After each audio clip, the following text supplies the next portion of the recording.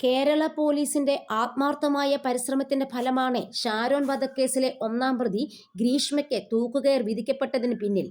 എല്ലാ തരത്തിലുള്ള digital medical എവിഡൻസുകളും അന്വേഷണ സംഘം കണ്ടെത്തി കോടതിയിൽ സമർപ്പിച്ചു.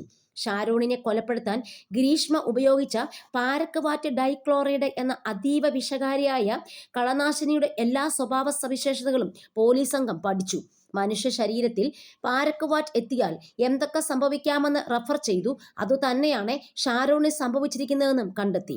പാരക്വാറ്റ് ശരീരത്തിലെത്തിയാൽ ആദ്യം ബാധിക്കുന്നത് വായ്ഭാഗത്തെയാണ്. അൾസർ പോലെ വ്രണങ്ങൾ രൂപപ്പെടും. 2 ദിവസം കഴിയുമ്പോൾ വിഷം കിഡ്നിയെ സാരമായി ബാധിക്കും. തുടർന്ന് കുടൽ മുഴുവൻ കരിച്ചു കളയും. ഫോറൻസിക് വിദഗ്ധർ, പ്രഗത്ഭരായ ഡോക്ടർമാർ എന്നിവരുമായൊക്കെ അന്വേഷണ സംഘം മണിക്കൂറുകളോളം ചർച്ചകൾ നടത്തിയിരുന്നു. ഫോറൻസിക് വിദഗ്ധരായ ഷേർലി വാസു, ഡോക്ടർ BV പിള്ള എന്നിവരെ അടക്കം ഉപദേശവും ലഭിച്ചിരുന്നു. അപൂർവങ്ങളിൽ അപൂർവമായ കേസ് എന്ന് വിശേഷിപ്പിച്ച കോടതി വധശിക്ഷയാണ് ഗ്രീഷ്മയ്ക്ക് നൽകിയിരിക്കുന്നത്. അതിസമർത്ഥമായി കേസ് അന്വേഷിച്ച കേരള പോലീസിനെ കോടതി അഭിനന്ദിച്ചു. മാറിയ കാലത്തിനനുസരിച്ചാണ് അന്വേഷണം മുന്നോട്ടു പോയതെന്നും ശാസ്ത്രീയ തെളിവുകൾ നന്നായി ഉപയോഗിച്ചുവെന്നും കോടതി പ്രശംസിച്ചു. ഗ്രീഷ്മയ്ക്കെതിരെ കൊലപാതകത്തിന് പുറമെ ഷാരോണിന് വിഷം കൊടുത്തു എന്നതും പോലീസിനെ തെറ്റിദ്ധരിപ്പിച്ചതും തെളിഞ്ഞെന്ന് കോടതി വ്യക്തമാക്കി.